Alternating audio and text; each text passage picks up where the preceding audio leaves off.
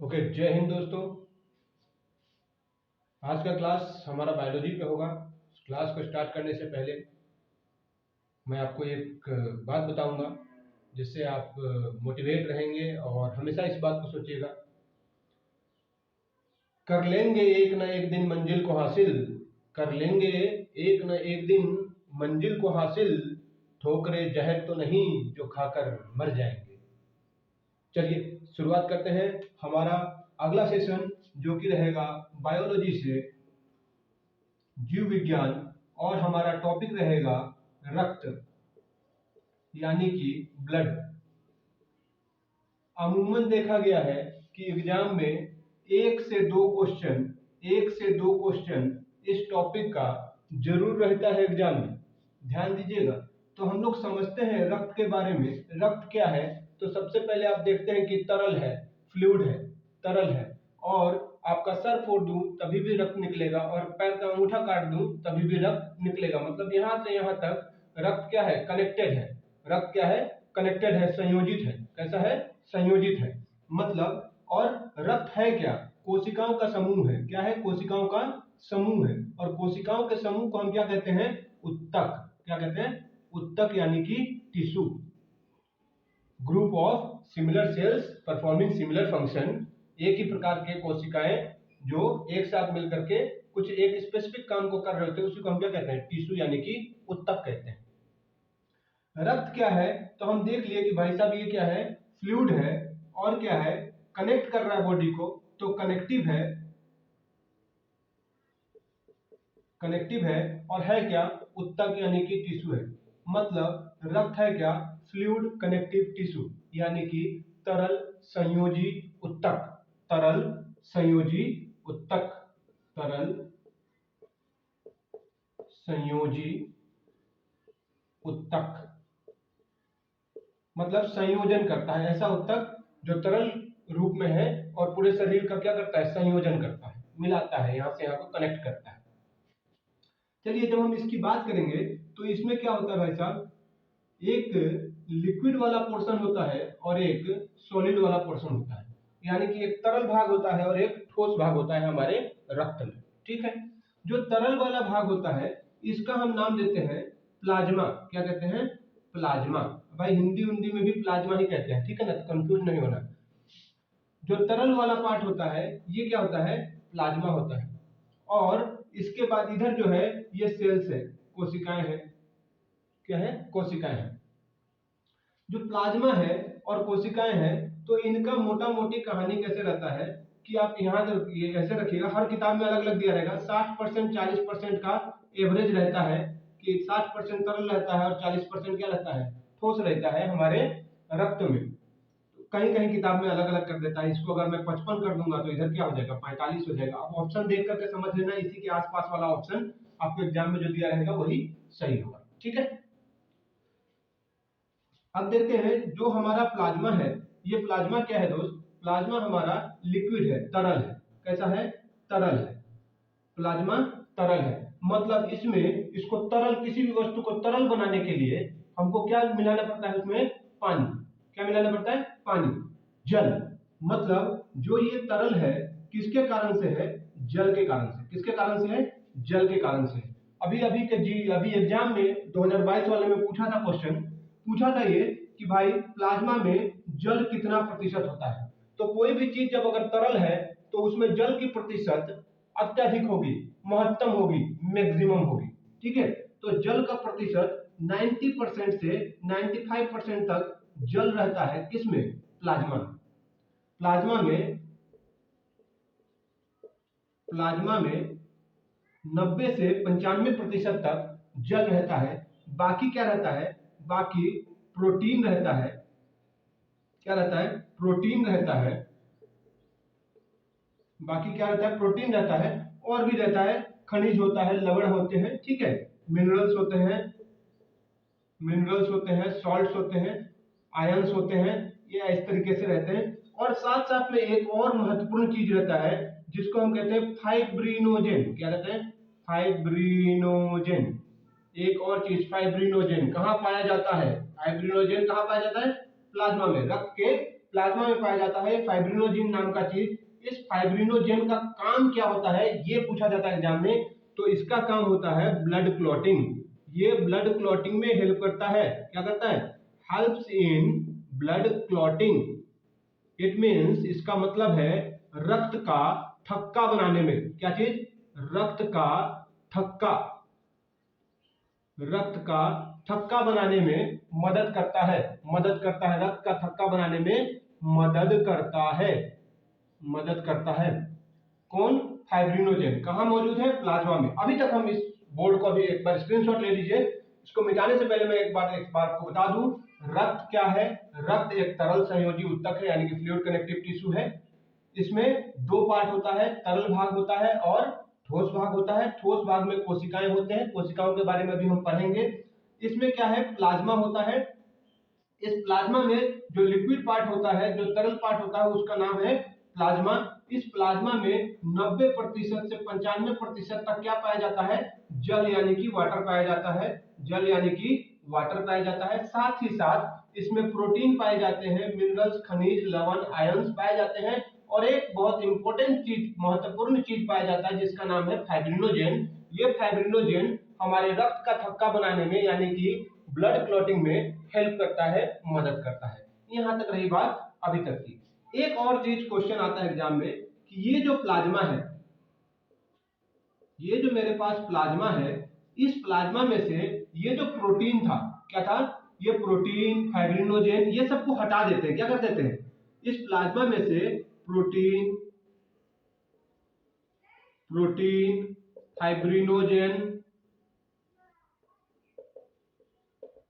Fibrinogen, इन सब चीजों को अगर हम हटा देते हैं, क्या कर देते हैं? हटा देते हैं। अगर हम हटा देते हैं, किस में से? प्लाज्मा में से प्रोटीन और फाइब्रिनोजेन वगैरह को हम हटा देते हैं, तो हमारे पास हल्का पीला, क्या? हल्का पीला येलोइश, कैसा? येलोइश लिक्विड यानी कि येलोइश हल्का पीला तरल वस्तु मिलता है हमें। हल्का पीला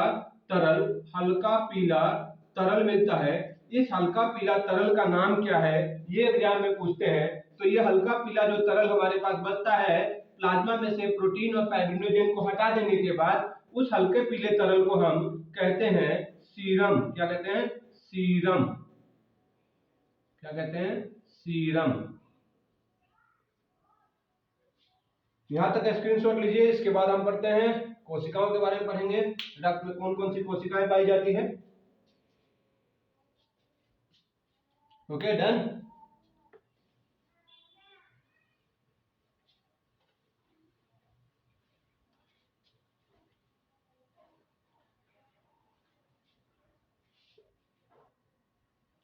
ठीक है, अब हम देखते हैं ब्लड सेल्स। रक्त में कौन कौन सी कोशिकाएं पाई जाती है? तो मूलतः रक्त में 3 प्रकार की कोशिकाएं पाई जाती है। एक का नाम है आरबीसी, दूसरे का नाम है डब्ल्यूबीसी और तीसरे का नाम है प्लेटलेट्स। ठीक है। आरबीसी रेड ब्लड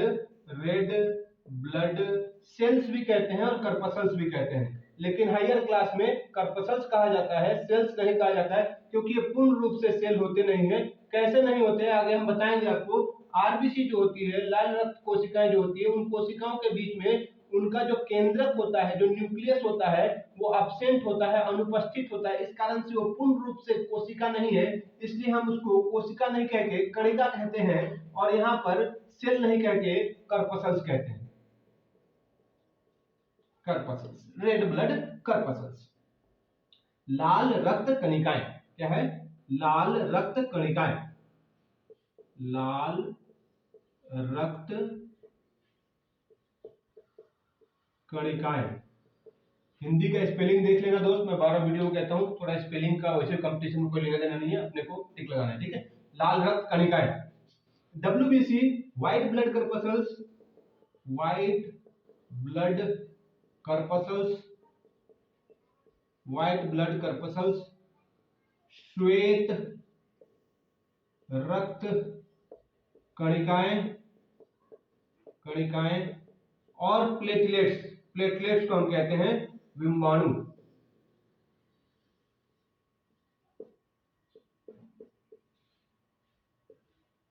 विम्बाणु, ठीक है, स्पेलिंग ठीक है, विम्बाणु लिख लेना। प्लेटलेट्स को क्या कहते हैं? विम्बाणु। मैं एक डिस्क्लेमर दे दूं, हिंदी मेरी खराब है, स्पेलिंग मिस्टेक होगा, सॉरी फॉर दैट। हम साइंस पढ़ रहे हैं, पॉइंट पाइए। मैं थोड़ा इंग्लिश मीडियम का हूँ, इसलिए मेरा हिंदी गड़बड़ है, लेकिन मेरे स्टूडेंट हिंदी मीडियम के हैं, तो पढ़ाने के लिए पढ़ाना आता है, थोड़ा बहुत इधर का इधर हो जाएगा, sorry for that. Okay, platelets को हम क्या कहते हैं? विम्बाणु कहते हैं। क्या कहते हैं? विम्बाणु। अब इसमें से क्वेश्चन जो बनता है प्लेटलेट से, तो प्लेटलेट से एक सिंपल क्वेश्चन बनता है कि प्लेटलेट्स का क्या काम है? क्या काम है? विम्बाणु का क्या कार्य है? तो विम्बाणु भी क्या करता है? रक्त का थक्का बनाने में मदद करता है। रक्त का थक्का बनाना, क्या करना है?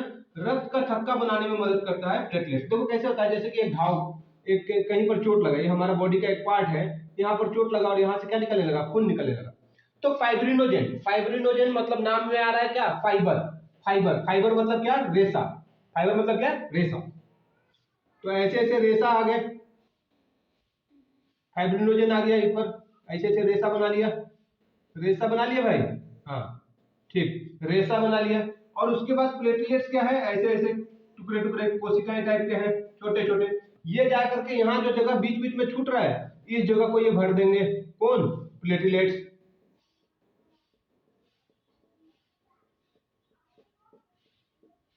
समझ में आ रहा है कि नहीं आ रहा है? अरे आ रहा है कि नहीं आ रहा है? आ रहा है, बहुत बढ़िया, ठीक है।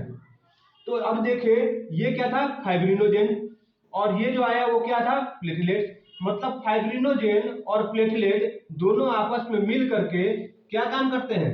रक्त का थक्का बनाने में मदद करते हैं। ये पूरा ब्लॉक हो गया बाहर, इस छेद में से, इस छेद में से ब्लड बाहर नहीं आएगा, तो उसी को कहते हैं रक्त का थक्का बनना, ठीक है। अब यहां पर आ जाते हैं इनके नाम। आरबीसी को हम क्या कहते हैं? डब्ल्यूबीसी को क्या कहते हैं? बायोलॉजी में थोड़ा सा इनका नाम भी है, इसको हमको जानना पड़ेगा। इसको हम कहते हैं, आरबीसी को कहते हैं इराइथ्रोसाइट, इराइथ्रोसाइट, इराइथ्रोसाइट्स। और डब्ल्यूबीसी को हम कहते हैं ल्यूकोसाइट्स, ल्यूकोसाइट्स, ल्यूकोसाइट्स। और प्लेटलेट्स भाई साहब का नाम है थ्रोम्बोसाइट्स। क्या है?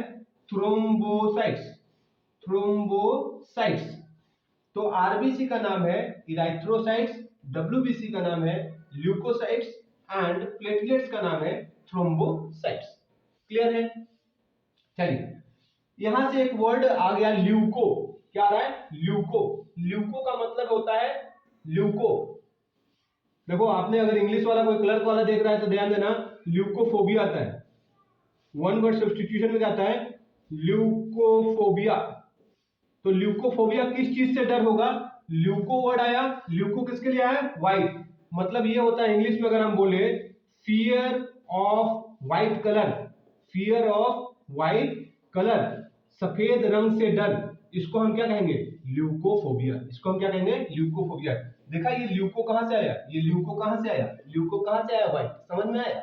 हाँ, चल। अब ल्यूको से एक और वर्ड आ जाता है हमारे पास, ल्यूकेमिया।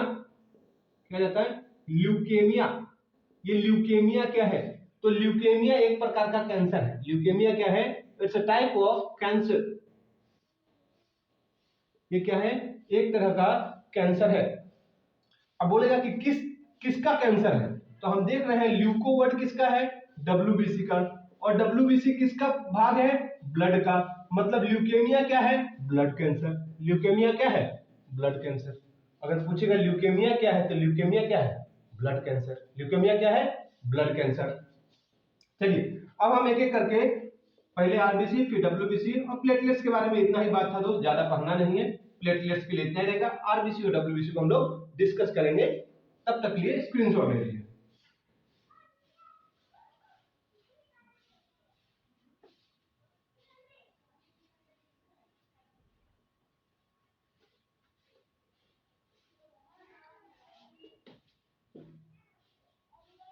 अब देखिए दोस्त, पहला है हमारा आरबीसी, रेड ब्लड कर्पसल्स, यानी कि लाल रक्त कणिकाएं, यानी कि इराइथ्रोसाइट्स।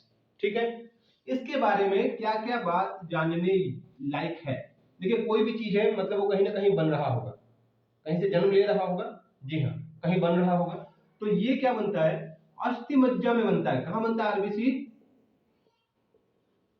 अस्थि मज्जा, अस्थि मज्जा में बनता है। अस्थि मज्जा कहने का मतलब है बोन मैरो। क्या है? Bone marrow.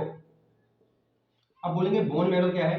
देखिए ये अगर हमारा हड्डी है, ये अगर मैं एक हड्डी को लेता हूं, अस्थि को लेता हूं, हड्डी को लेता हूं, तो इस अस्थि के अंदर में जेली लाइक चीज होती है। क्या होती है? जेली लाइक चीज भरा हुआ होता है इसके अंदर में, अंदर में जेली लाइक चीज भरा होता है, जिसको क्या हम कहते हैं? अस्थि मज्जा यानी कि बोन मैरो। इसके अंदर ही आरबीसी का, आरबीसी लाल रक्त कणिकाओं का, लाल रक्त कणिकाओं का निर्माण होता है। लाल रक्त कणिकाओं का निर्माण होता है,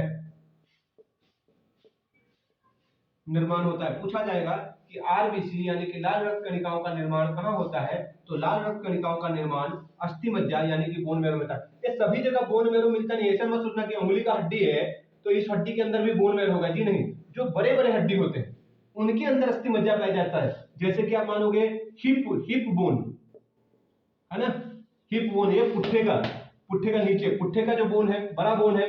या फिर आप देखेंगे अपना thigh bone, thigh bone, thigh bone जिसको कि फीमर भी कहते हो, जिसको आप फीमर भी कहते हैं। इस फीमर क्या कहते हैं? फीमर भी कहते हैं। हाँ, लॉन्गेस्ट बोन क्या है? सबसे लंबा बोन, सबसे बड़ा बोन, फीमर, उसी को थाई बोन भी कहते हैं। ये जो बड़े बड़े बोन होते हैं, बड़े बड़े अस्थियां होती हैं हमारे शरीर में, उन अस्थियों में अस्थि मज्जा पाया जाता है। उंगली के बोन में मत सोचना कि अस्थि मज्जा होगा, है ना।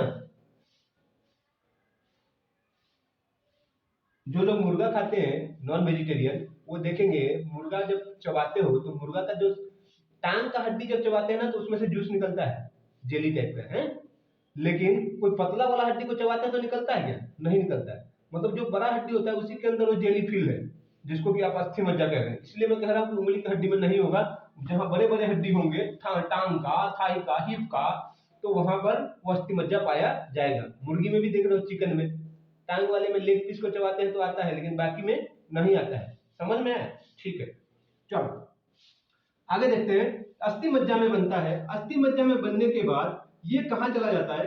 ये चला जाता है आपका स्प्लीन में। कहां चला जाएगा? स्प्लीन में। कहां चला जाएगा?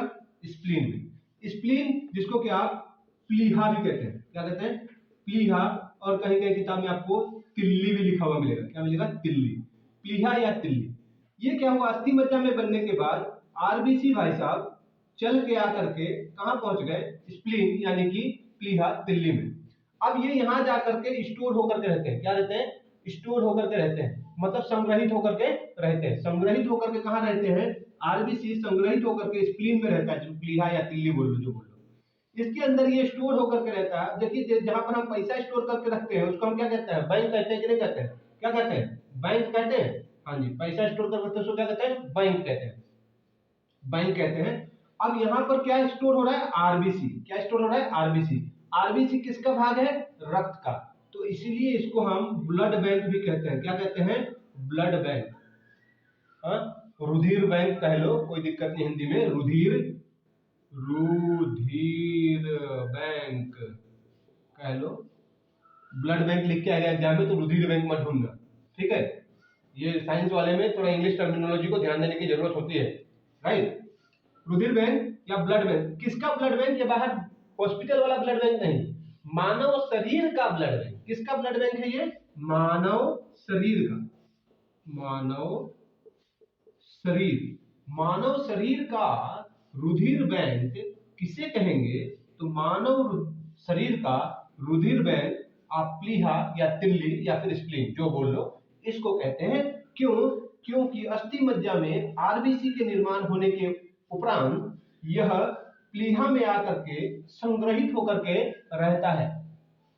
After the formation of RBC in the bone marrow, it is transferred to the spleen and is stored there. That's why it is called the blood bank of human body, right? Okay.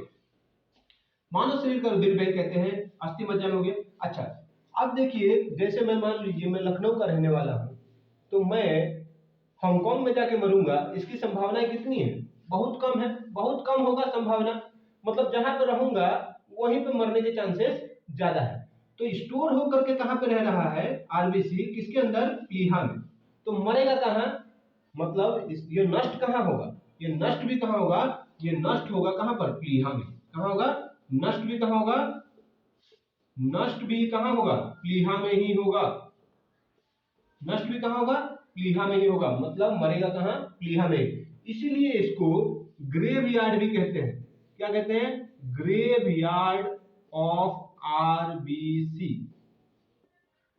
Hindi में कहेंगे तो इसको कहेंगे RBC का कब्रगाह या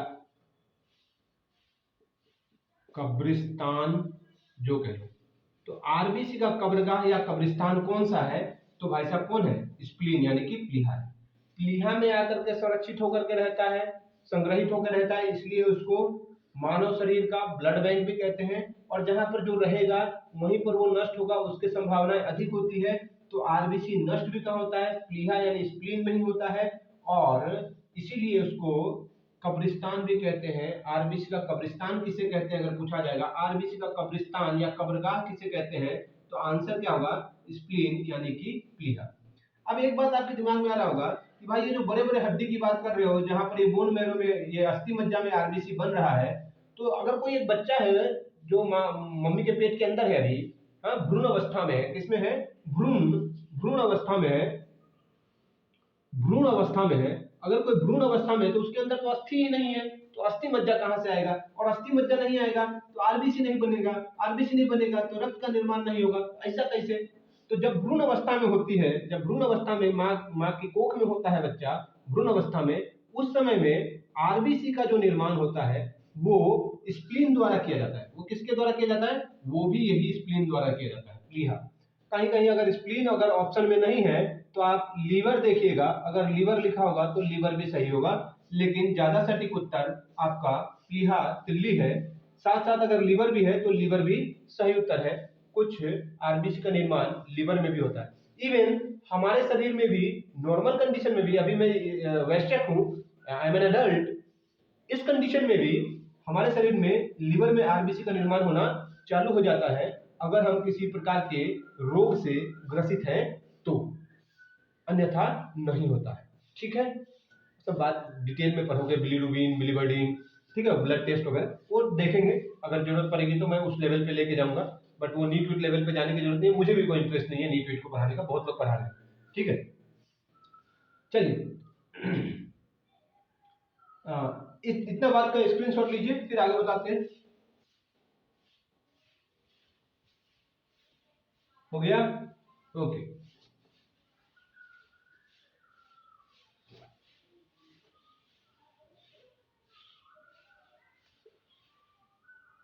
अब हमने देखा कि आरबीसी बना कहाँ? स्प्लीन में। और नष्ट भी कहाँ हुआ? आरबीसी बना कहाँ? आरबीसी बना कहाँ? बोन मैरो यानी कि अस्थि मज्जा में। बना कहाँ? बोन मैरो में। और नष्ट कहाँ हुआ? स्प्लीन में। तो जन्म लेने से लेकर के मृत्यु तक का जो समय होता है उसको हम क्या कहते हैं? Life span. क्या कहते हैं? लाइफ स्पैन यानी कि जीवन काल। क्या कहते हैं? जीवन काल। जीवन काल, लाइफ स्पैन। इंग्लिश में ध्यान दीजिएगा, बहुत लोग लाइफ को अलग और स्पैन को अलग लिखते हैं। ये सिंगल वर्ड है, लाइफ स्पैन अलग अलग नहीं लिखा जाता, लाइफ अलग स्पैन अलग, बहुत किताबों में भी छाप देते हैं, गलत है।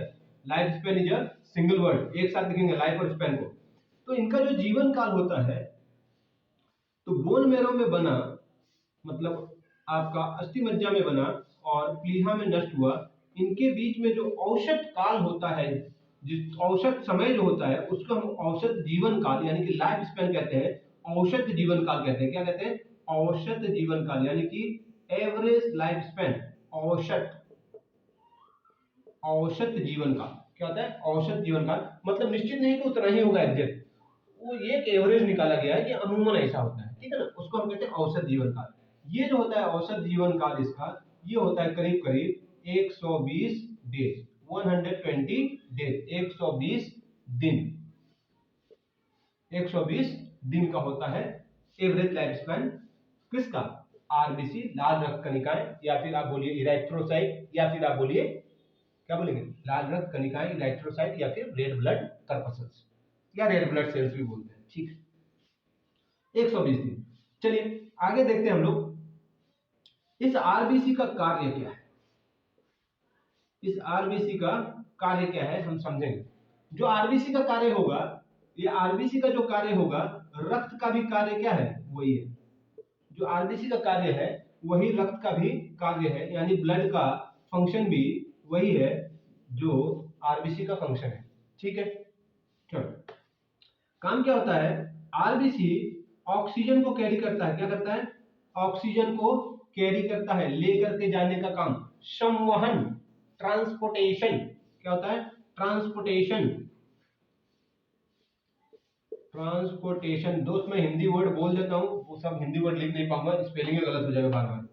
ट्रांसपोर्टेशन, संवहन, मतलब ऑक्सीजन को शरीर में एक जगह से दूसरी जगह ले जाने का काम कौन करता है, ये आरबीसी करता है। अगर बोलेगा कार्बन डाइऑक्साइड को ले जाने का काम कौन करता है, भाई कोई सा भी गैस है, कोई सा भी गैस है, कोई सा भी पोषक तत्व है, कुछ भी है एक्स वाई जेड, सबका संवहन का काम मानव शरीर में रक्त के द्वारा ही किया जाता है। किसके द्वारा किया जाता है, रक्त के द्वारा ही किया जाता है। जो अवशोषित भोजन, जो हमारी छोटी आंत में, बिल्ली में भोजन अवशोषित हो जाती है पचने के बाद, वो भी कहाँ जाता है, रक्त के पास जाता है। उस रक्त ही लेकर के उसको सभी कोशिकाओं तक लेकर के जाती है। उसी प्रकार से जब रक्त लेकर के कोशिकाओं तक अवशोषित भोजन को ले जाती है और वहां पर उसका क्या होता है, भोजन का ऑक्सीकरण होता है, जिसको कि हम श्वसन कहते हैं। उस प्रक्रिया में हमारे कोशिकाओं को ऊर्जा एटीपी के रूप में प्राप्त होती है। साथ ही साथ कार्बन डाइऑक्साइड गैस का भी निर्माण होता है। उस कार्बन डाइऑक्साइड गैस को वापस फिर हमारे फेफड़े तक ले जाने का काम कौन करता है, ले जाने का काम भी, संवहन का काम कौन करेगा, आरबीसी ही करेगा। ठीक है, इसी क्लास को हम लोग और आगे बढ़ाएंगे। अगर आपका कमेंट आया कि जी सर समझ में आ रहा है, आप और आगे बढ़ाइए, तो हम इसको और आगे बढ़ा करके आपका रक्त, उसके बाद रक्तचाप, उसके बाद में रक्त समूह और रक्त से जुड़े इंपॉर्टेंट क्वेश्चंस सारे करवा देंगे। तब तक के लिए अपना ख्याल रखिए। जय हिंद, जय भारत, जय बिहार।